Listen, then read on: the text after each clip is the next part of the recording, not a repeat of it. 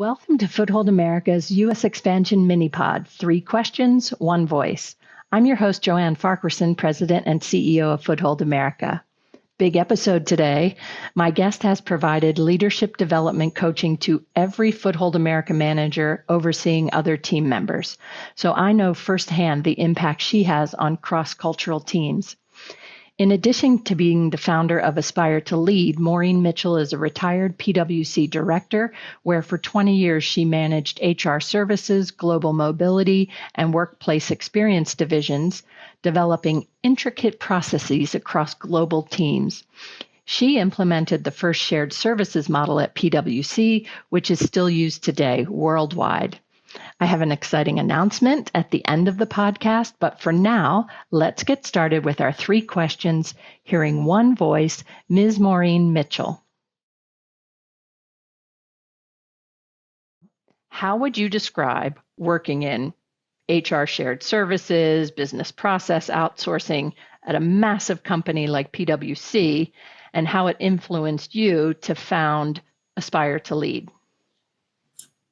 It's a good question because I think I've had such a great career that a lot of my experiences influenced me to found Aspire to Lead.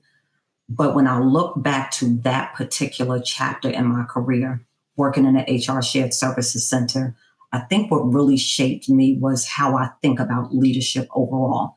Mm-hmm. It taught me so much about people, just as much as it did about process. So I would say working in the HRSSC, especially leading the BPO with our outsource providers, that really helped me understand a lot. So it was really a pivotal experience. But I think throughout all of my experiences working in the HRSSC, especially at having global oversight of that service delivery center and working with so many different people at the time, really helped shape who I was as a leader.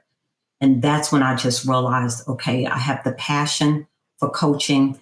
I have the passion for people. Although I love the work that I'm doing in the processes, my heart really is with the people. And that really helped me really think about building out my own business.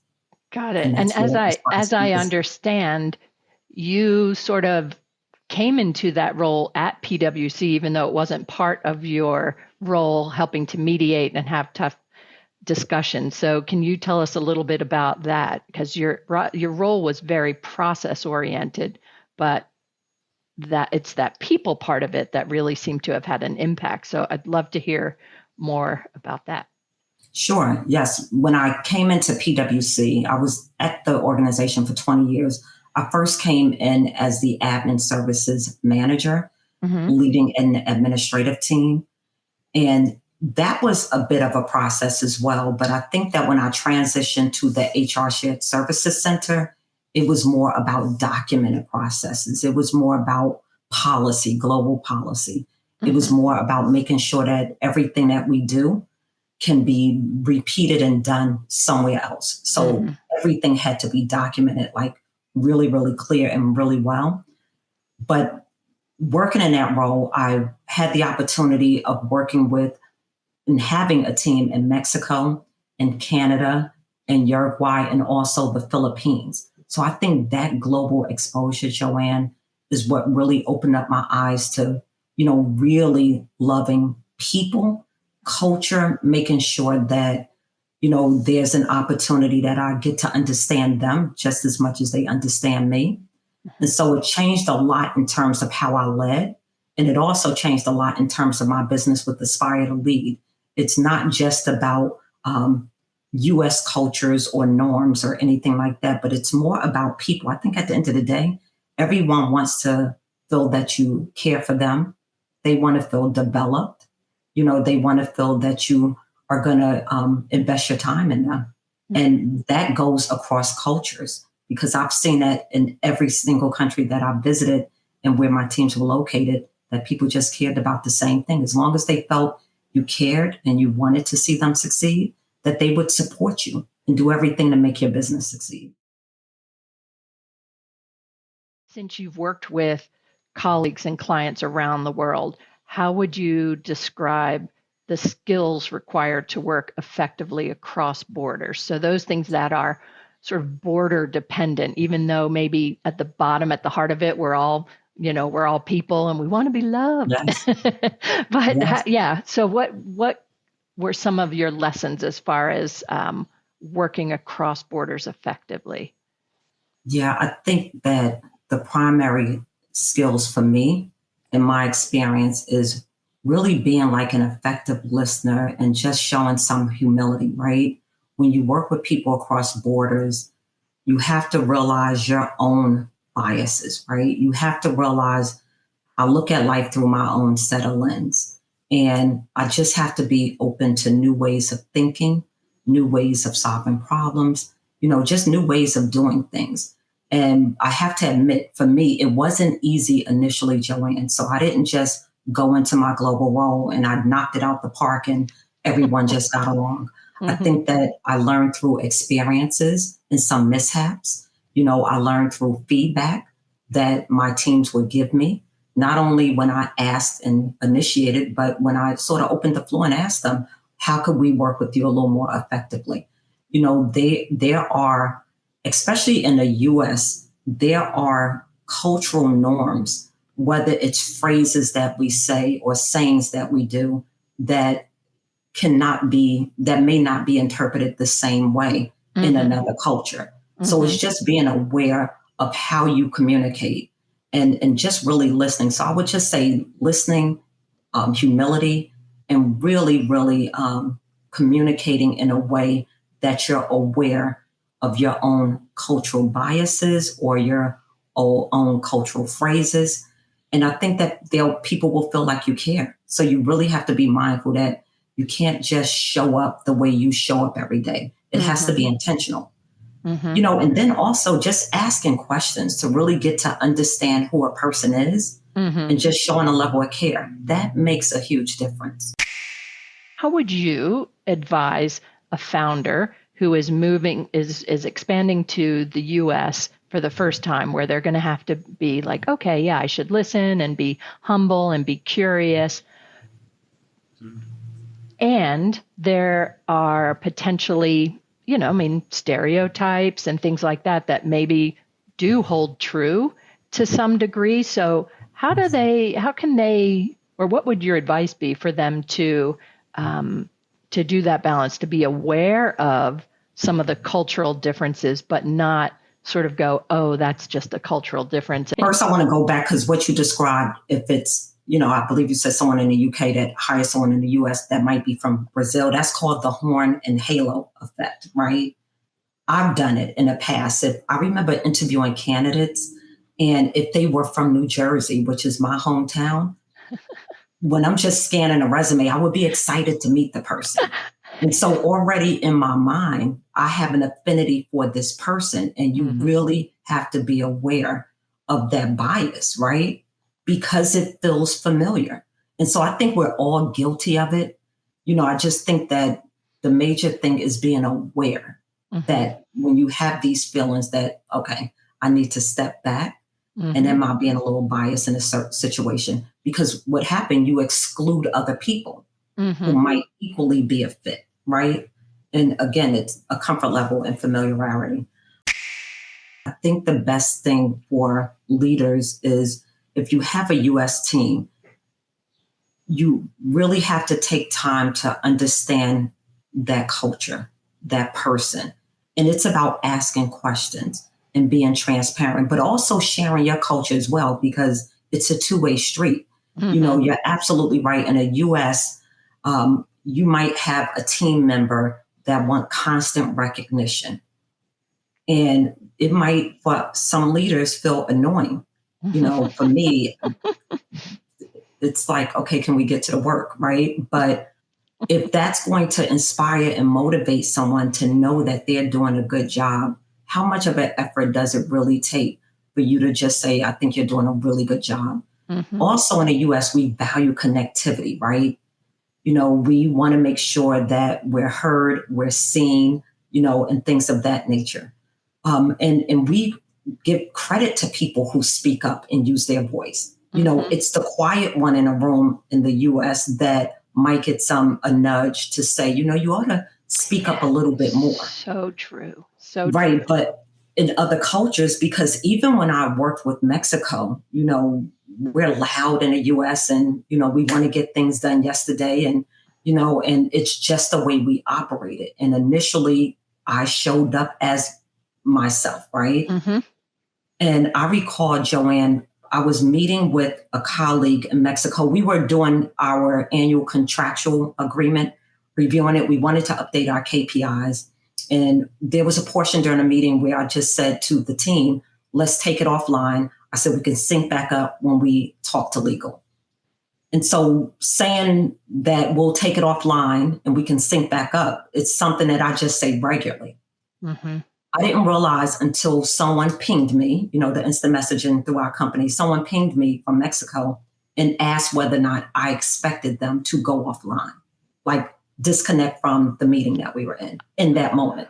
Okay. And I'm like, oh my God. So it was a big aha moment for me. Mm-hmm. So Mm-hmm. I really, really had to understand the culture, the pace at which things operate. Like I mentioned, in the US, we want things yesterday. Mm-hmm. But again, working with Mexico, our contract renewal process could take up to 6 months. When I was working with vendors that were US based, we can renew a contract within 30 days after the revisions and it went to legal and all of that other stuff. So I think that it's really talking to the people that you work with and having a conversation and letting them know that culturally, this is how I view certain situations. This is how I communicate. I don't mean any harm. I might be a little more direct, but again, it's how I am.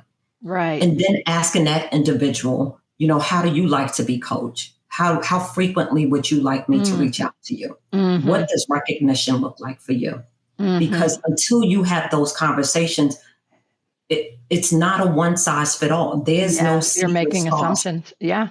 to working with everyone in the US or everyone in the UK or everyone in this different country. It's not. It's individual based, it's team based, and it's just simply being comfortable having those candid conversations, even if it's a simple team meeting.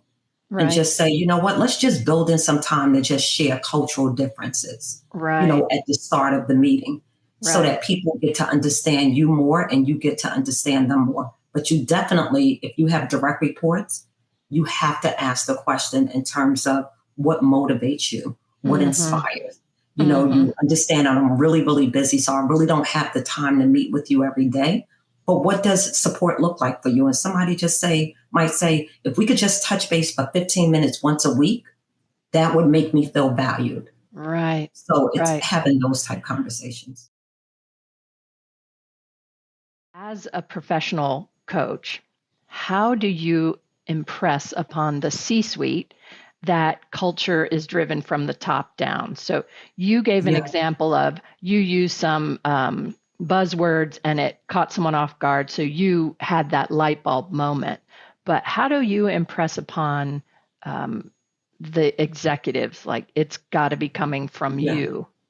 Or actually, I should say, does it have to be coming from them? Is it more, could it be individual managers are having their impact? So, but I always say, so it starts at the top, right? It's such a great question, Joanne, and it's one that I come back to often, because when I work with senior leaders, especially those leading teams across countries and time zones, we know that culture can feel sort of abstract, right? But it becomes very real in how people experience you on a day-to-day, and you have to be mindful of that. So if you're in, especially in our virtual world, right? So culture it's shaped by what leaders say, but it's proven by what they do. So people follow your lead.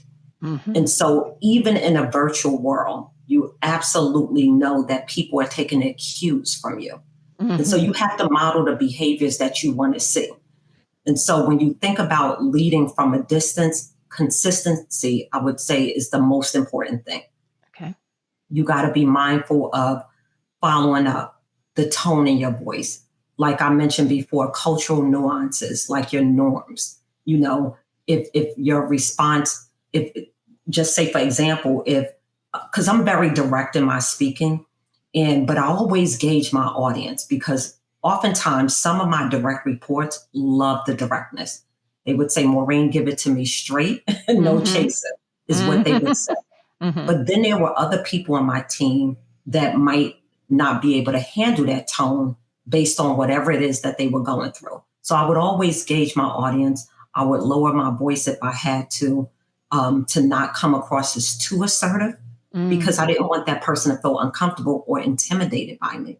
And so I would just make sure I would kind of lighten the mood up a little bit. So I think it's just really important for leaders to know that it starts with them, right? And people model what they see, whether it's tone, responsiveness, all of that sends such a strong signal. So with, like you mentioned, the US teams, they like that visible engagement. They also like to be, they clear directions. And I'm sure you experienced it, like in the US, you want to know the why. Why am I doing this? And sometimes you just want to say, just do it. Yeah, right. It's like the actor. What's my motivation here? Yes. Yeah. But they want to know the why because the why connects them to the work and it makes them a little more passionate and invested in getting it done. Engaged. And, so and it increased their business acumen too. If you tie what they do to the bigger picture, now they're like, oh, okay, this just doesn't impact me or my team. It's actually contributing to something larger. So they do want the why. So in coaching, when I work with C-suite leaders, it's really helping them reflect on the influence that they have on their people. I always want to know, are they creating that psychological safety for their people, which is important? Are they reinforcing their own values through their actions? Are they walking the talk? So if you expect this from your employees, are you walking the talk and demonstrating that same behavior? So you have to realize that when you are trying to build a culture, it's not through a Zoom meeting or one team meeting. It's not through a town hall. It's built every single day. It's every interaction. It's everything that you do with your team to a point where it just have to become routine. But you have to care about it. You absolutely have to care because people in the US, so there's a saying that people don't leave jobs, they leave leaders, right? Yeah. And it's so true. And so if you don't want, a team of disgruntled folks, if you don't want high attrition, if you don't want lack of engagement, you have to make sure that the people that you're leading, they feel cared about, they feel heard, and they feel like they're being challenged. And the only way to do that is through that connection and you demonstrating those behaviors to them. Excellent. It gives me goosebumps. So before we end, just want to ask if there are anything else you'd like to add for the founders who are listening. So again, Foothold America helps businesses expand into the US. So for founders who are making that leap, any suggestions, last words for them? So I would say, I want to make sure that our message too is not just for leaders, because I always say you don't need a title to be a leader, and having a title don't make you one. So for me, I think some of the most impactful culture shaping moments came from some of those non-exempt professionals, some of my team leads, some of my managers. It's the middle managers. And it's because they simply chose to lead with intention. So I think that it's important that the leaders realize that there are a lot of people that they may lead that have leadership potential. They have the ability to move things forward in a way that can allow the leader of that function to sort of step back. And so I think that it's just really important to be able to know that you don't need a title to lead. I remember having a young lady on my team who was a senior associate. She worked with one of my smaller teams down in Uruguay. And immediately, she's a very people person. She wanted to know their culture. They connected on Facebook. They just learned about each other. She too asked them the question in terms of what could we do differently. She updated SOPs as a result of it. She didn't do that because of a title. She did it because she cared. Right. And so again, I can't emphasize enough that you don't need a title to lead.